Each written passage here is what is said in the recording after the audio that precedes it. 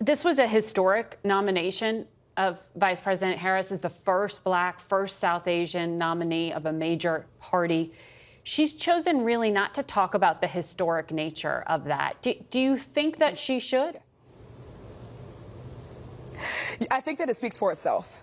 I think that there is, zero chance that folks all across America do not recognize that she would be the first Black woman, the first South Asian woman in person to be not just our party's nominee, but hopefully our president. So to talk about it, it's almost a filler. I think that what they're doing and what they should be doing is talking about the issues, talking about the things that are not just unique to women, Black women, Asian women, but actually the things that make her qualified for the job. Her resume, the policies that bring Democrats to vote, on November 5th. Let's talk about those things. Focus on. We all know there's history here. Congresswoman, let's talk about those things on the other side of this next break. Stay with me. I know you are a progressive Democrat. Do you think that this pivot to the center, particularly in issues like the border and immigration and crime, are they going to hurt support for the Harris-Walz ticket, or is it what's required? Yeah.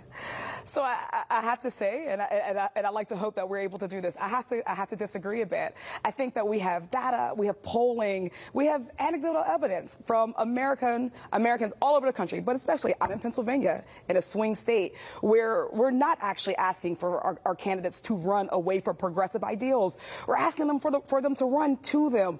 There's this idea that to say that having health care or an equitable education or even talking about immigration reform in the border in a humane way is somehow to the left. But I think that that's what the average American wants. And I think that in very many ways, we've ceded ground to Republicans, especially around immigration. They have the tendency of talking about it in an incredibly fear-mongering and inhumane way. And I don't think that it's wise that we join them in that. I think people want to see us distinguish ourselves as a party. I think they want to see that we offer solutions for working class people, for marginalized people. And I think that we can do that vocally and proudly and still bring people to the party and not have them run away from it. Okay, so that means you disagree with the Harris endorsement of the bipartisan border bill, which was a fairly conservative bill.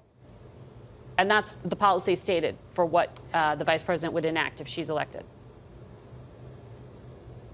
I think that what I like to hope, I hope that what I think so many of us want to see, and not just progressives, I mean, even just Democrats, is that we can recognize that we need comprehensive immigration reform, that there are millions of folks in America who are impacted by this, folks who want to come here for a better life, who are looking for opportunities, and they are finding that the pathway, the window to achieving those opportunities is shutting, not opening. We know that in the past, there were systems in place that created an easier pathway for folks to attain citizenship, for folks to work, for folks to contribute.